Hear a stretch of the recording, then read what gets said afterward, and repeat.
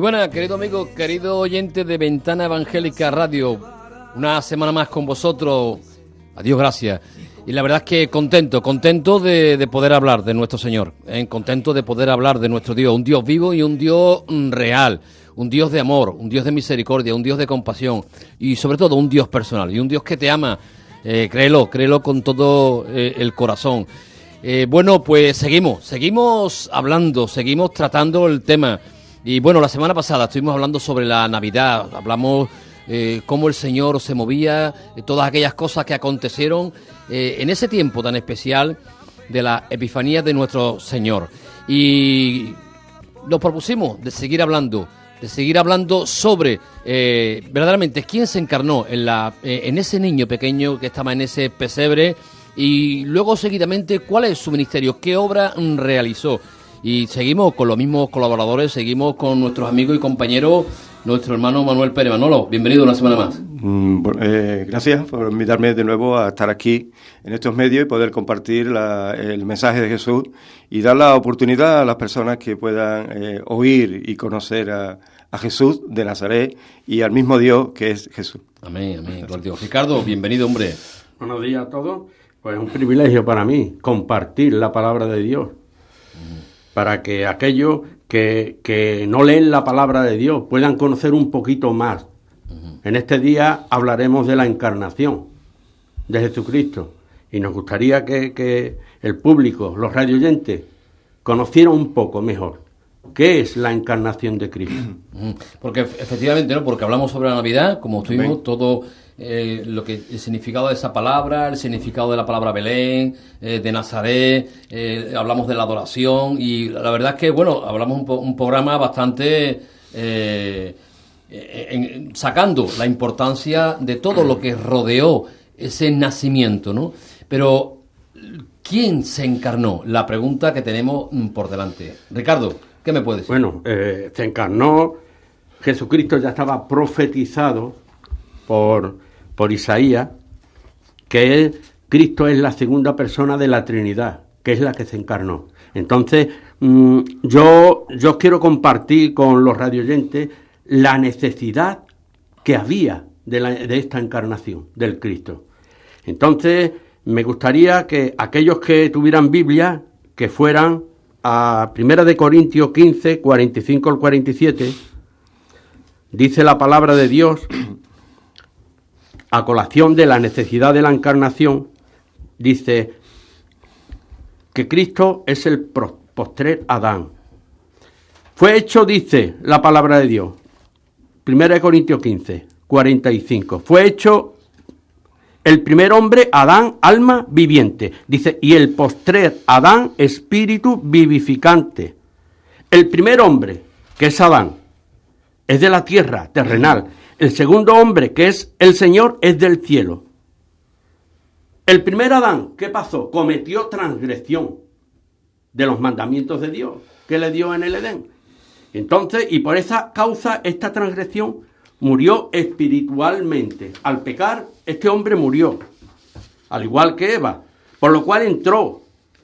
Y el reino de la muerte, entró el reino de la muerte en el mundo. Por eso dice Pablo en Romanos 5:12, por tanto, como el pecado entró en el mundo, ¿por quién? Por un hombre. Y por el pecado la muerte, así la muerte pasó a todos los hombres, por cuanto todos pecaron. Y era importantísimo de que alguien pudieran redimirnos. Pero ese alguien tendría que ser perfecto, sin mancha. Y de ahí, nuestro Señor Jesucristo, que tuvo que venir a la tierra. Digo, Ricardo, perdona que te interrumpa, digo para los que nos están escuchando, ese primer Adán nos representa a todos los hombres. A todos los pecadores. Entonces, el postrer Adán tenía que ser un hombre perfecto.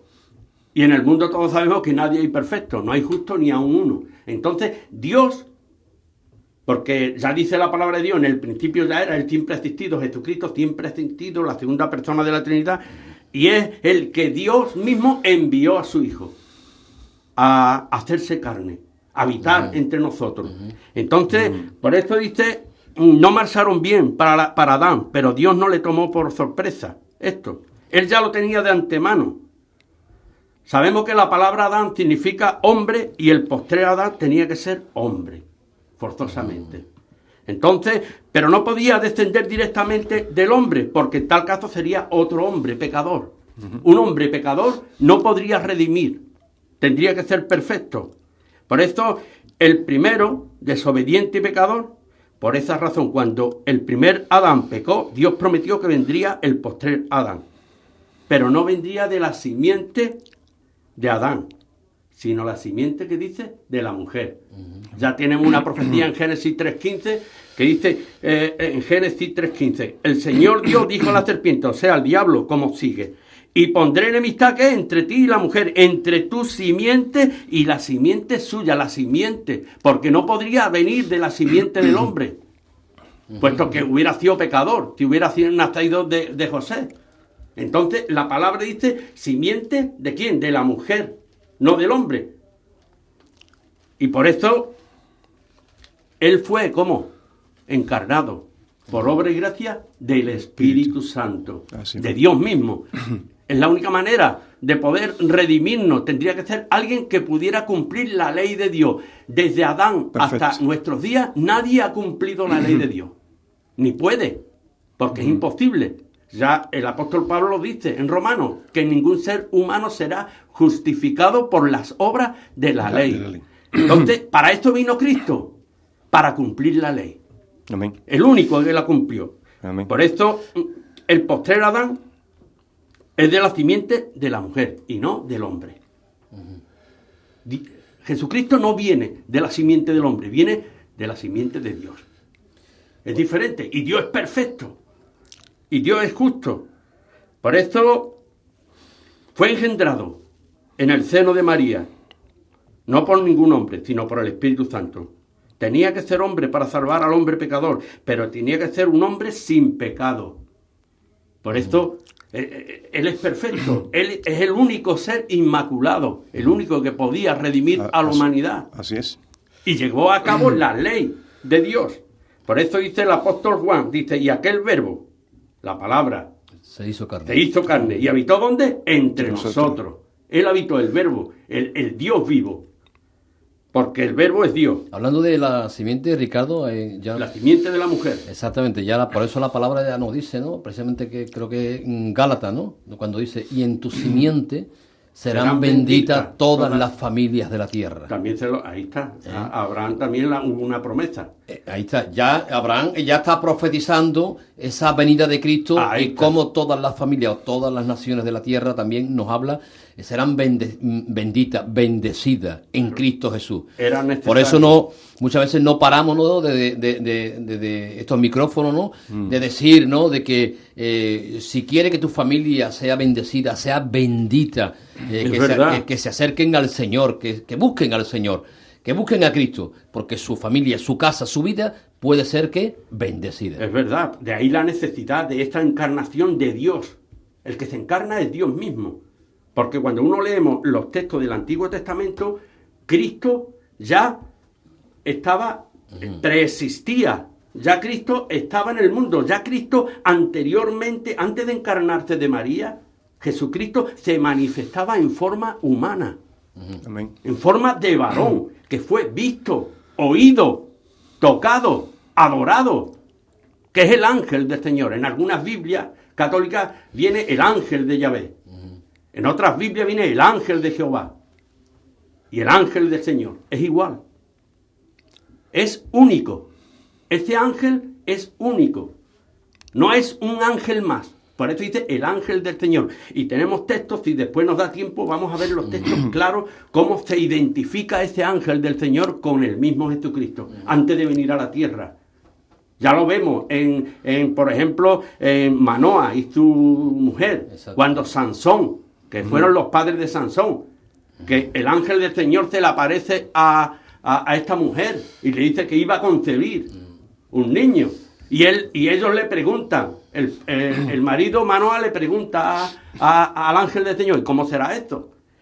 Y dice que se iba a cumplir. Entonces, este hombre le preguntó por su nombre. Es importante. ¿Cuál es tu nombre? ¿Cuál es tu nombre? No, dice, ¿por qué me pregunta mi nombre? Que es admirable. Y cuando vamos a Isaías 9:6, vemos que Jesucristo, el Mesías, es admirable, es consejero, es Dios fuerte, Padre eterno. O sea, identifica el ángel del Señor con Jesucristo. O sea, antes de encarnarse de María, Él se manifestaba aquí en la tierra, a los hombres. A Abraham, a Isaac, vemos más de 50 veces la manifestación de Jesucristo en forma de ángel, o en forma de varón, o en forma humana. Y fue visto, y fue adorado. Solamente Dios es adorado. Y lo identificaron, hemos visto a Dios. Incluso Agar, la sierva de Abraham, lo vio, dice, este es Dios que me ve. Y vemos claramente cómo se identifican con Jesucristo. O sea, la encarnación era necesaria para redimir a la humanidad. Porque era imposible que un ser humano normal y corriente pudiera redimirnos. Ni siquiera se encarnó un ángel. No. Exacto. Fue el Hijo de Dios. El Hijo de Dios, el Verbo. El unigénito, único de Dios y primogénito de María. Así es. Es el primogénito. Podríamos, si quiere... Vamos a darle paso a nuestro hermano... Si no, es que yo tengo mucho... Vamos a darle paso a nuestro hermano Manolo, aquí. pero dejar claro, ¿no?, de que quien se encarnó es el Verbo de Dios. El Verbo, la palabra de Dios. La palabra es la segunda persona de la Trinidad. Y como dice, ¿no?, Colosenses, capítulo 2, versículo 9, en ese niño pequeñito, en ese que la palabra ya vimos la semana pasada, que es cuerno de salvación, lo que también nos dice Zacarías, ¿no? El profeta Zacarías, que decía, este cuerno de salvación, refiriéndose a ese niño que estaba en el pesebre, ¿no? Pero en ese niño pequeño nos dice la Biblia, Colosenses 2:9, dice, porque en él, en Jesús, habita corporalmente toda la plenitud de Dios. Lo importante es eso, ¿no? Toda la plenitud, todo Dios estaba en ese niño. Es que hay que aclarar que el Padre, el Hijo y el Espíritu Santo es un solo Dios. Amén. Manifestado en tres personas. Con una función distinta cada uno, pero los Dios. Tres es el único Dios verdadero. Los Así tres. es. Pero ellos están unidos en esencia, están unidos en atributos, son iguales en atributos. Si el Hijo es todopoderoso, el Padre es todopoderoso y el Espíritu Santo también es todopoderoso. Y es importante la palabra nos habla, ¿no?, de que Cristo es el resplandor de la gloria de Dios. Ya, me acuerdo ahora lo que el Señor le dijo a Tomás, ¿no? Quien me ha visto a mí, ha visto al Padre. Así es. Quien me ha visto al Padre. Dejar claro que Cristo es Dios hecho hombre. En él hombre habita... humano total. En él habita... Amén. Y también Dios total. O sea, 100% humano y 100% Dios. La misma naturaleza. Ahí estaríamos hablando de lo que se llama en teología la unión hipostática. Ahí está. Él tenía un alma humana. Él tenía un espíritu humano. Y él era Dios. Veamos un poco... Es un misterio, pero... Veamos un poco también su obra, su ministerio, cómo comenzó. Manolo, ¿qué nos puede decir? Muy bien, pues mira, escuchando a vosotros, me estoy acordando de mi experiencia, en este caso personal, desde niño a joven hasta los 26 años, que recibí a Jesucristo como Señor y Salvador de mi vida, y estuve de monaguillo, y además pues, con mucha ilusión de leer las Escrituras, algunas veces que la leía o la escuchaba. No sabía distinguir entre José y Jesús de Nazaret, hasta que empecé a leer las Escrituras y ahí ya empecé a entenderlo, porque creo que hablar de Jesús es como querer explicar el universo sentado en una silla. Si miramos hacia arriba, pues vemos un sol muy grande, vemos estrellas, sabemos que hay satélites, que hay galaxias, es un mundo realmente desconocido, pero nosotros damos gracias al Señor porque el Señor no solamente nos dejó con esa visión suya, que nos dice la Escritura, que los cielos cuentan la gloria de Dios y el universo anuncia las obras de sus manos, sino que también nos ha dejado la palabra de Dios, la cual hacemos bien de estar atentos como una antorcha que alumbra en medio de la oscuridad para que realmente podamos conocer a Jesús, podamos conocer su ministerio y la obra para que Él vino. Como dice la palabra de Dios en Gálatas, Pablo dice que cuando llegó el cumplimiento del tiempo, Dios envió a su Hijo, nacido de mujer y nacido bajo la ley, para redimir a toda la humanidad. Nos dejó la Biblia, nos deja los cielos para que podamos contemplar, y ahí cuando vemos esa hermosa puesta de sol, podemos contemplar que hay alguien grande, poderoso, que pinta cada mañana y cada tarde su amanecer y su puesta de sol. También la experiencia de poder visitar la tierra de Israel, conocer y seguir las pisadas de Jesús, es toda una riqueza la cual va formando nuestras vidas. La semana pasada estuvimos viendo sobre la Navidad, cómo Jesús nació en Belén, cómo le rodearon los magos, los pastores, Elizabeth, María. Es un conjunto de hombres y mujeres que vieron la misma gloria de Dios, y los ángeles del cielo descendieron para anunciar que había nacido en Belén un Salvador, que es Cristo el Señor. Y ya pudimos contemplar que lo dejamos allí en Nazaret, y de Nazaret él, sus padres José y María, lo llevaba cada año al templo a la fiesta de la Pascua. Pero cuando cumplió 12 años, que está reconocido como ya adulto, las niñas 12 y los niños en 13 años, dice la palabra en Lucas, cuando tuvo 12 años, Lucas 2:42, cuando tuvo 12 años subieron a Jerusalén conforme a las costumbres de la fiesta. Y dice seguimos leyendo el texto, y lo que nos cuenta es que cuando salieron de la fiesta, salieron del templo, los padres pues se fueron con todos los familiares o todos los amigos de Nazaret, descendieron hacia Nazaret, y cuando llevaban un día de camino, pues se dieron cuenta que el niño no estaba con ellos. Entonces, claro, se preocuparon mucho, volvieron al templo, y la sorpresa para ellos, dice en el 47, y todos los que le oían, Jesús se encuentra en medio de los doctores de la ley, del medio del Sanedrín, el cuerpo que ejercitaba las leyes y las ordenanzas al pueblo. Dice que todos los que lo oían se maravillaban de su inteligencia y de su respuesta. Y su respuesta. En Israel, cuando un niño cumple los 12 años, pues se le llama el Bat Mitzvah.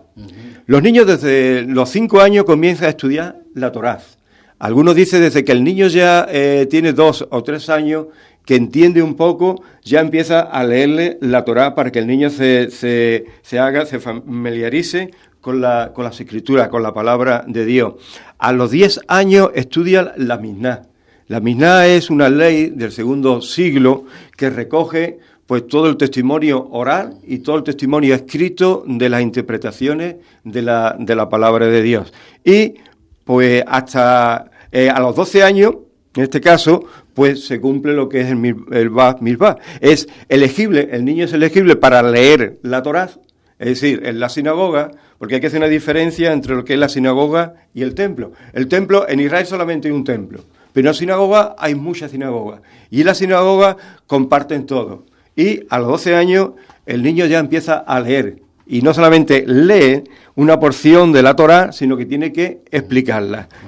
También a los 12 años posee las propiedades, a los 12 años es candidato para contraer matrimonio, pero a los 12 años ya es consciente de mayor de edad y a observar los 613 mandamientos de la Torá. Es adulto, por lo tanto, el niño ya es adulto. Y aquí podemos contemplar que Jesús no era un niño ignorante, porque era judío, conocía bien la palabra de Dios, y nos dice la palabra. Y entonces, cuando ya se terminaron, entonces él le dijo: ¿por qué me buscáis? ¿No sabéis que en los negocios de mi padre me es necesario estar? ¿Por qué me buscáis? ¿No sabéis que en los asuntos de mi padre, ya con 12 años, Jesús era consciente de su ministerio, de su labor, para que él había venido? Y él le explicaba y desarrollaba realmente los textos, y se quedaban todos admirados. Dice que descendió con ellos, pero incluso con eso, sabiendo que su misión era venir aquí a la tierra, anunciar el mensaje y dar la vida por toda la humanidad, por todas las personas que creyeran en él, dice, y es un gran ejemplo para todos, dice que descendió con ellos, José y María, y volvió a Nazaret y estaba sujeto a ellos. Su madre guardaba todas estas cosas en su corazón, y el niño crecía en sabiduría, estatura y gracia para con todos los hombres. Tenemos a Jesús de Nazaret, ya ha cumplido los 12 años, el niño va creciendo, desarrollándose, y hay este tiempo, desde los 12 a los 30 años, lo que podemos contemplar, en las Escrituras nos habla muy poco, pero sí que nos habla realmente que el padre lo llevaba todos los años a Jerusalén. Es decir, se desplazaba 146 kilómetros, tardaba 3 o 4 días para llegar allí. En segundo lugar, sabemos que ya él se reunía en la sinagoga los sábados, el sabbat, y leía también la palabra de Dios. Pero a los 30 años, pues encontramos a Juan el Bautista, que está predicando el Evangelio y está bautizando, y dice la palabra de Dios en Marcos, capítulo 1:9, y aconteció que aquellos días que Jesús vino de Nazaret a Galilea y fue bautizado por Juan en el Jordán. Y luego, cuando subió del agua, vio abrirse los cielos y el Espíritu como paloma que descendía sobre él. Y vino una voz del cielo que decía: tú eres mi Hijo amado, en ti tengo complacencia. Es decir, Jesús desde los 12 años desaparece un poco del escenario, y a los 30 años él va a comenzar su ministerio, en este caso, públicamente, y él es bautizado. ¿Por qué? Porque es nacido de mujer y él se sujeta a la ley. Juan, cuando lo vio, dice: bueno, yo no soy digno ni de desatar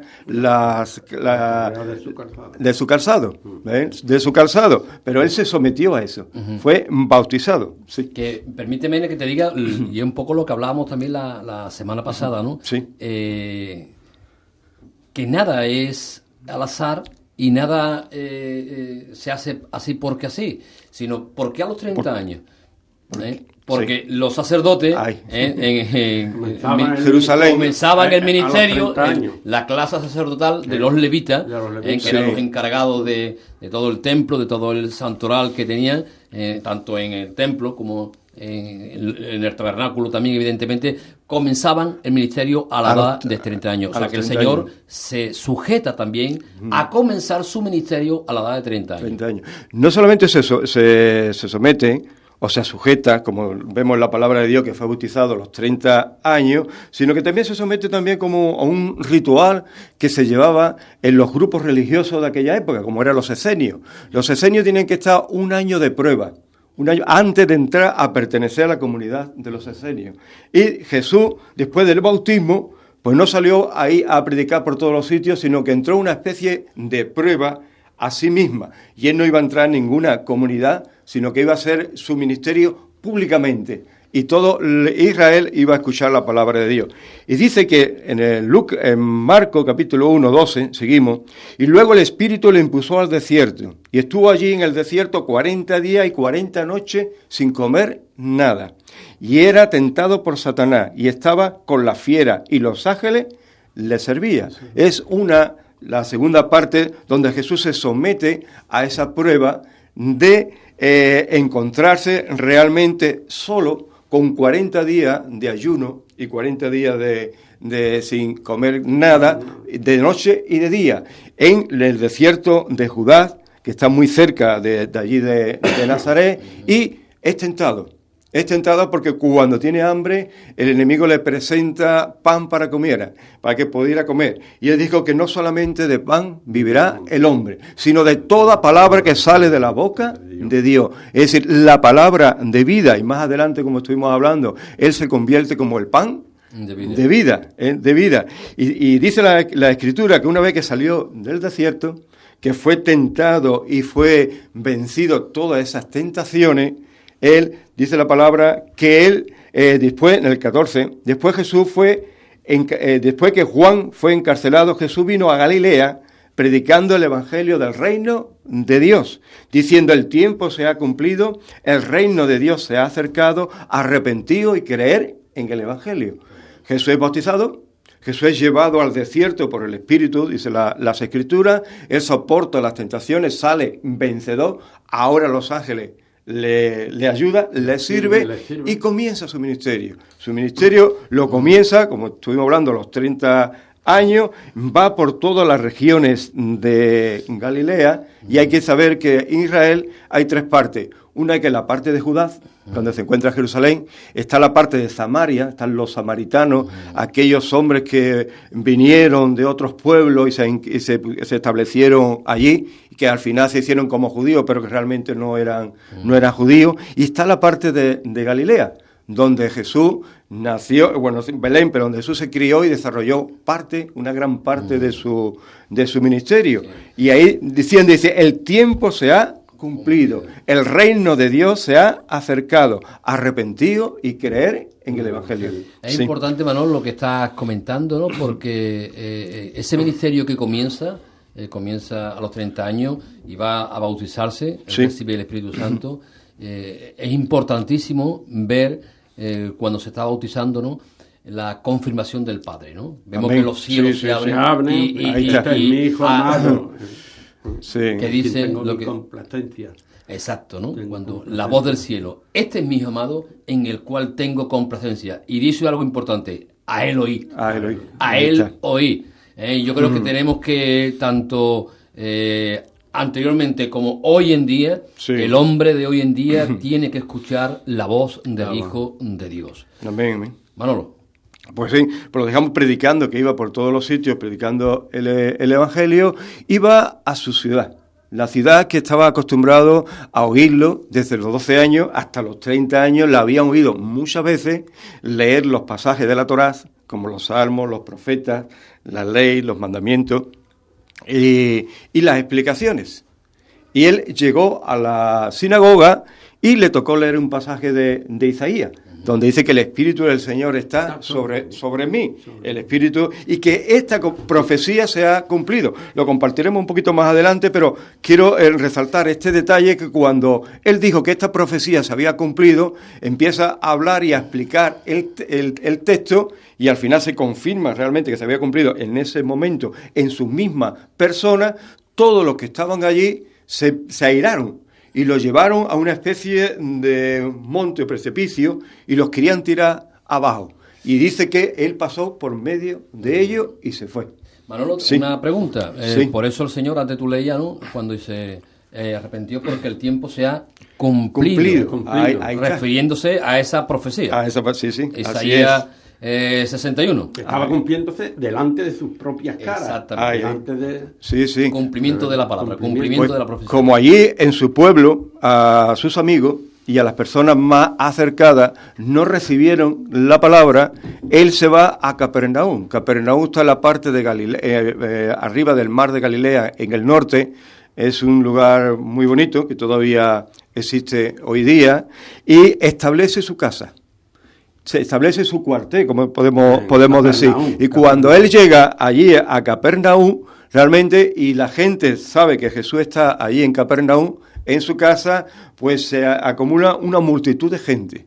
Incluso le abren el techo, le mete a un paralítico, el paralítico es sanado, después sana a la suegra de Pedro, y dice el texto en Marcos, que acabamos de leer, que es muy interesante, dice, entrando en el 1:21, y entrando en Capernaum en el día de reposo, porque había una sinagoga, entrando en la sinagoga enseñaba.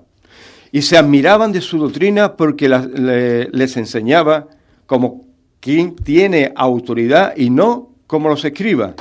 Y dice la palabra también el 32, y cuando llegó la noche, luego que se puso, le trajeron todos los que tenían enfermedades y los endemoniados.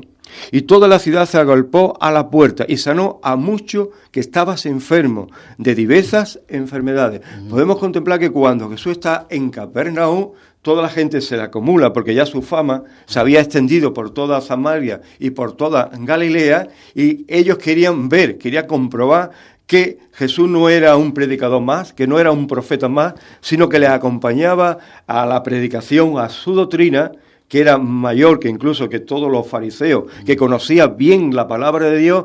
Él era una doctrina distinta, porque no solamente hablaba, sino que también actuaba y sanaba. Allí sanó al paralítico, sanó a la suegra de Pedro y sanó a todos. Toda la noche le llevaron muchas personas que tenían diferentes enfermedades, muchos que estaban endemoniados. Jesús los sanó y Jesús los liberó. Y desde allí, allí adelante, él sale y va por la orilla del mar de Galilea, y ve a pescadores y los llama.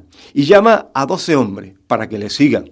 Y dice que llamó, dice la palabra de Dios, que en Marcos también 13 al 19, 3, Pedro llamó a Andrés su hermano, llamó a Santiago mayor, a Santiago menor, llamó a Juan, llamó a Felipe, a Bartolomé, a Mateo, a Tomás, Judas, Tadeo, Judas Iscariote y Simón el celote. Jesús hace un grupo de personas, los llama, tienen que abandonarlo todo, lo dejan todo, algunos dejan las redes, el otro deja el banco de impuestos, el otro deja también su escuela, como eran los celotes, sus grupos que había en aquella época, que era nacionalista, hombres que amaban a Dios y que al mismo tiempo amaban su ciudad y que estaban dispuestos a dar su vida por la ciudad y por su doctrina, lo dejan y siguen a Jesús.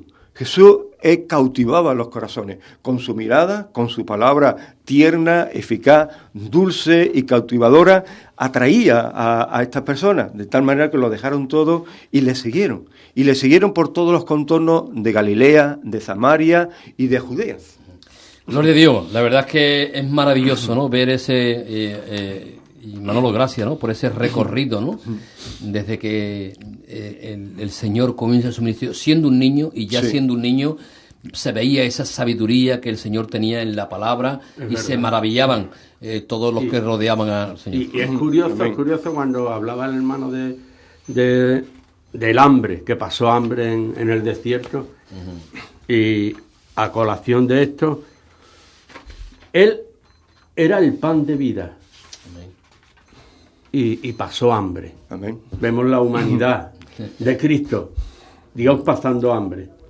Vemos también que tuvo sed, y Él era el agua de vida. Vemos que en su vida, en su obra, vemos toda su vida que Él se enojó, Él dormía, Él tenía sueño, Él tenía lo mismo que tenemos nosotros, el atentado humanamente. A la vista está que fue humano, que lo humano es lo que murió en la cruz del Calvario. Dios no puede ser. Pero sí la humanidad de Cristo es la que sufrió. Sí. Entonces, es curioso, el dador de la vida, perdiendo la vida en la cruz del Calvario. Ahí vemos cómo este cuerpo, este hombre, es Dios 100% y 100% humano.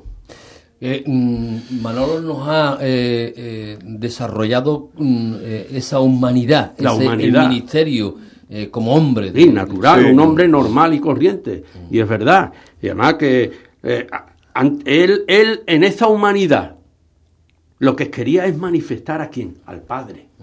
A Dios, como dice en Juan 1:18, dice, a Dios nadie le vio jamás, el unigénito Hijo de Dios, Jesucristo, le ha dado a conocer, como dijiste antes, el que me ha visto a mí, ha visto al Padre. Así es. Es la obra que Él vino a hacer, es tu manera de conducir, es tu perfección, es tus atributos, porque Él a veces decía, el día y la hora nadie lo sabe.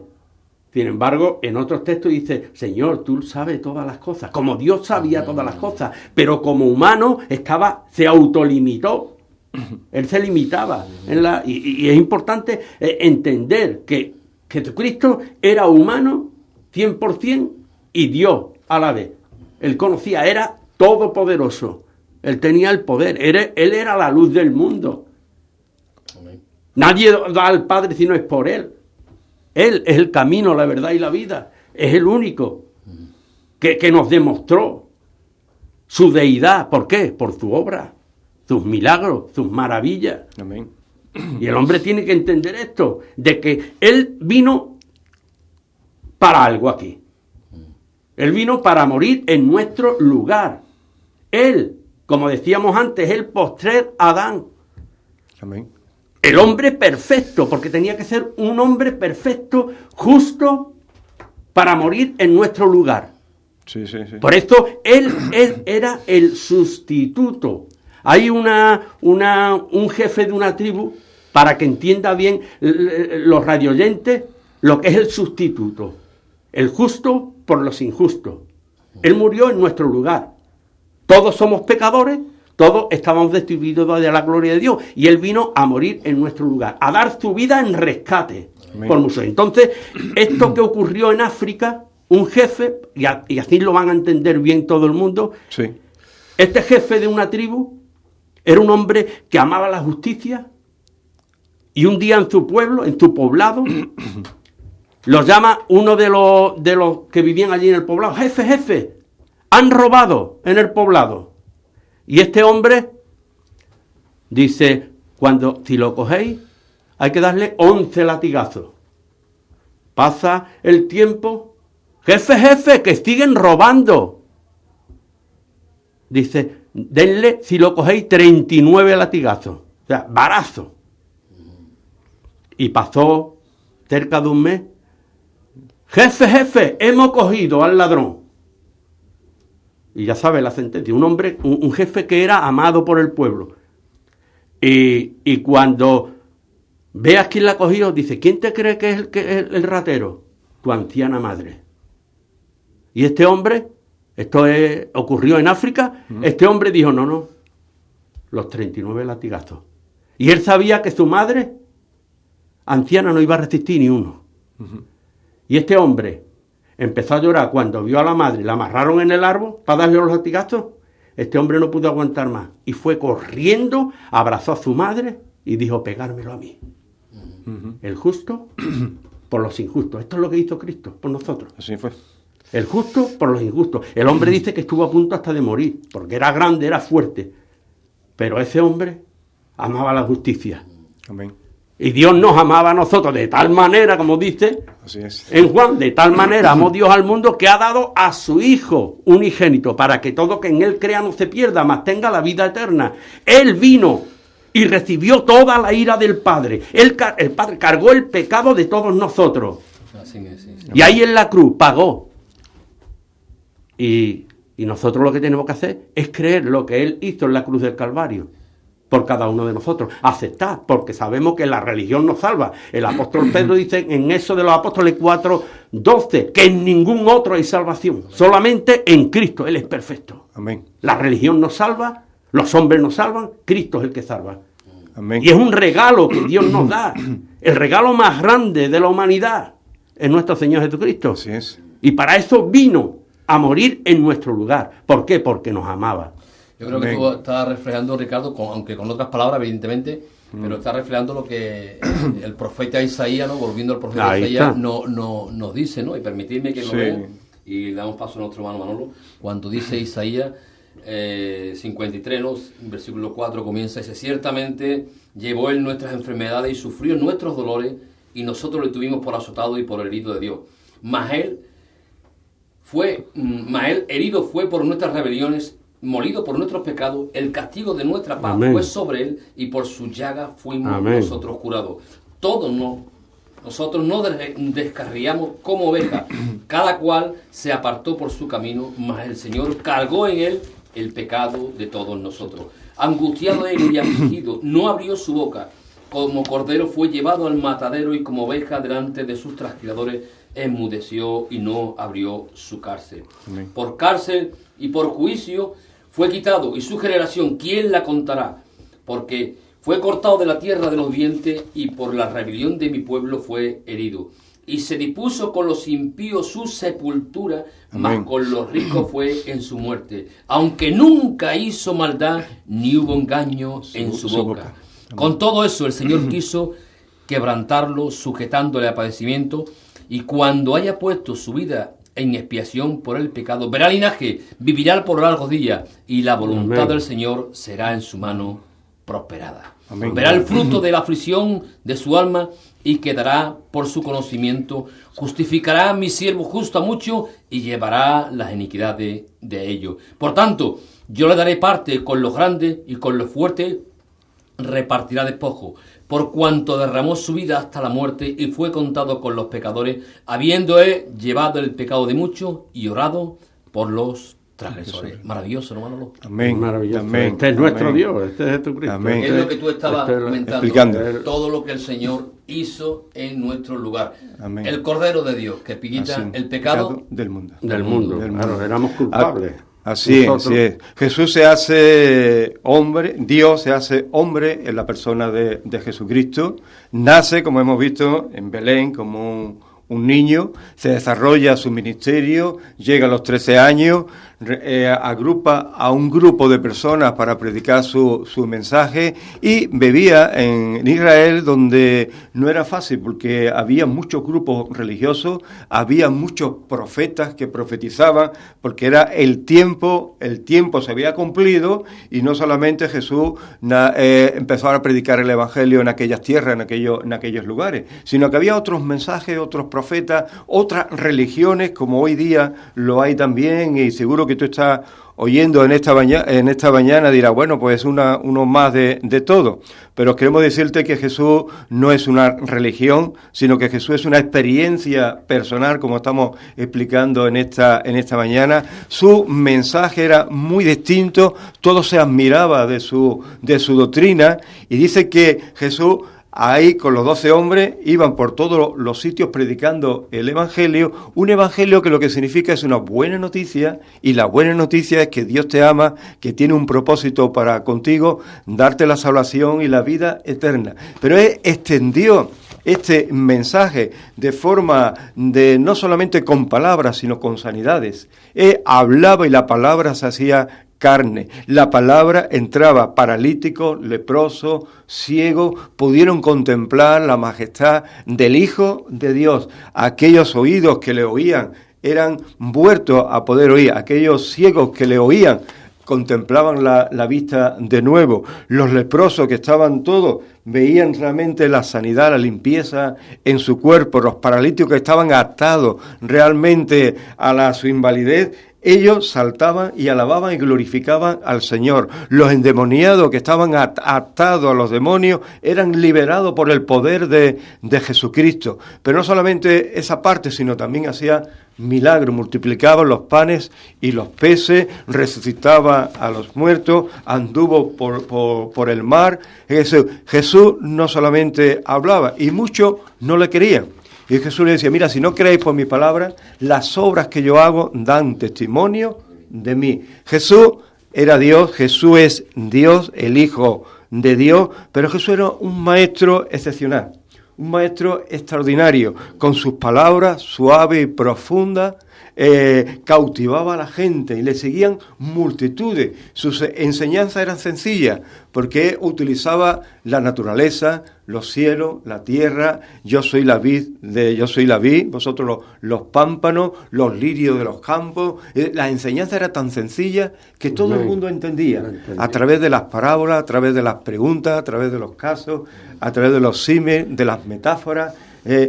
Iba usando una tras otra y la gente recibía la palabra, le seguía de un sitio a otro, y de ahí que esas grandes multitudes se le acercaban. Él, aunque era Dios y era profeta y maestro, lo que él realmente ocultaba todas estas cosas. Por las noches se iba a orar, y por las mañanas con sus discípulos iba predicando el Evangelio por todos los sitios. De verdad que es una maravilla poder escuchar de la palabra, recibir a Jesús como Señor y Salvador de nuestras vidas.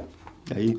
Qué bueno, la verdad es que sí, ¿no? Que es maravilloso, ¿no? El ministerio de nuestro Señor. Nuestro Señor. Me llamaba la atención, Manolo, estabas hablando antes como sí. El Señor había cogido a 12 hombres, ¿no? Sí. Para comenzar ese ministerio, ¿no? De la predicación del Evangelio. Dios llama y Dios capacita, ¿no? Y el Señor capacitó a esos hombres, ¿no? Sí. Y Dios sigue llamando hombres. Dios nos sigue llamando y sigue llamando a nuestro corazón. Dice que Él está llamando a la puerta de nuestro corazón. Si nosotros oímos su voz y le abrimos la puerta, Él viene a morar dentro de nosotros. Amén. Perdona nuestros pecados, nos da la salvación y la vida eterna. Y después provoca un deseo, como provocó en aquellos apóstoles, de prepararse, de conocer las Escrituras, conocer la historia, conocer la teología, conocerlo a Él. Y porque ese era un propósito de Jesús también. Como dice Juan 17:3, cuando en esta última oración Él clama al cielo, y es una oración muy bonita que la podemos leerla en Juan 17. Dice, estas cosas habló Jesús y levantando los ojos al cielo dijo: Padre, la hora ha llegado, glorifica a tu Hijo, para que también tu Hijo te glorifique a ti, como le has dado potestad sobre toda carne, para que des vida eterna a todos los que le enviaste. Y esta es la vida eterna, que te conozcan a ti, al único Dios verdadero, y a Jesucristo, a quien había enviado. El propósito de Jesús también era dar a conocer al Padre, a Dios, y que las personas conocieran a Dios a través de su mensaje de amor, de liberación y de redimir al hombre, a la mujer que se había apartado en el principio con Adán y Eva. Cuando Dios creó al hombre, lo creó eterno. Pero el hombre se apartó de Dios y al apartarse de Dios murió. Es como si a un árbol le arrancamos una rama. La rama, arrancarla está verde, pero cuando van pasando el tiempo, la rama se seca. Nos ocurre a nosotros nacemos, tú naces, yo nazco, pero cuando van pasando los años, 60, 70, 80, morimos. Por eso Dios viene con ese propósito para injertarte otra vez realmente en el árbol de vida que es Dios, que te conozcan a ti, al único Dios verdadero, pero que también conozca a Jesucristo, porque Él dice: yo soy el camino, la verdad y la vida, y nadie va al Padre si no es a través de mí. Es el único camino, la única verdad y la única vida que nos lleva a la vida eterna, que nos lleva a Dios. Y ese es el mensaje puro, sencillo, que llega, que transforma, que cambia. Por eso, como estaba hablando al principio, que no solamente tenemos los cielos que cuentan la gloria de Dios, sino que tenemos las Escrituras que nos habla de Dios, del Padre, de la historia, sino que también tenemos la experiencia personal de haber conocido al Señor como nuestro Salvador. Y el Espíritu ahora que habita en nosotros nos da testimonio de Dios. Y por eso podemos hablar con toda seguridad y con toda firmeza de que el Señor está con nosotros y que el Señor está conmigo, cambiando y transformando nuestra mente, nuestra forma de ser. Y eso es lo que quiere ser el Señor contigo: darte la paz, redimirte de todos tus pecados, darte la salvación y la vida eterna. Y su mensaje, que lo compartiremos ahora, está muy claro y muy específico. Cuando él comenzó su ministerio allí en Nazaret, explicándole a sus amigos, a sus familiares, con un propósito claro y específico para que ellos entendieran, como tú en esta mañana vas a entender también ese mensaje, y en ti está en aceptarlo o no aceptarlo. Hemos hablado, y me parece genial lo que has comentado, Manolo. Tenemos el testimonio, como tú bien decías, los cielos cuentan la gloria de Dios, sí. La naturaleza. La naturaleza, exactamente, ¿no? Tenemos ese testimonio.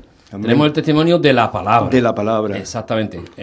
Tenemos el testimonio, como tú bien decías la semana pasada, Manolo. Espíritu. Bueno, me refería un poco... La semana pasada tú hablabas de esos escritores. Seculares. Seculares. Como hablaban también... Flavio Josefo. Plinio el Joven. Su Antonio. Exacto. Antonio. Sí. Testimonio... seculares también, que hablan de la Jesús, de la asistencia, la palabra, el testimonio del Señor cuando estuvo aquí, y como tú bien decías, ¿no? Si no creéis en mis palabras, creer en mis hechos. Y tenemos el testimonio del Padre de la gloria, este es mi hijo amado. Amén. Hoy hay testimonio en abundancia para creer en el Evangelio. O sea, no estamos hablando, como diría la palabra, ¿no? Porque no hablamos ninguna fábula ni ningún cuento, ¿no? Sino que estamos hablando una palabra fiel, una palabra verdadera y estamos dando testimonio de un Dios vivo y de un Dios real. Un Dios real, un Dios. Y tenemos muchas razones para pensar esto. Y me gustaría... Breve, Ricardo, porque ya se nos va el tiempo, tenemos 5 minutos y ahí tenemos que acabar. Pues voy a decir algunas razones por las que Él vino al mundo. Amén. Nuestro Señor Jesucristo. En primer lugar vemos que es porque lo envió el Padre. Amén. Fue enviado por el Padre. ¿Para qué? Para intervenir en la historia. Esta es una de las razones, que esto lo tenemos en Juan 5:43. Y no vino en su propio nombre, como dijo, sino en el nombre del Padre. Los judíos de entonces, así como el hombre de hoy, no recibieron al representante de Dios. ¿Y qué hicieron? Que lo rechazaron. Al representante de Dios en la tierra, que era Jesucristo. La segunda razón se relaciona con la primera. fue expresada proféticamente en el Salmo 46 al 8.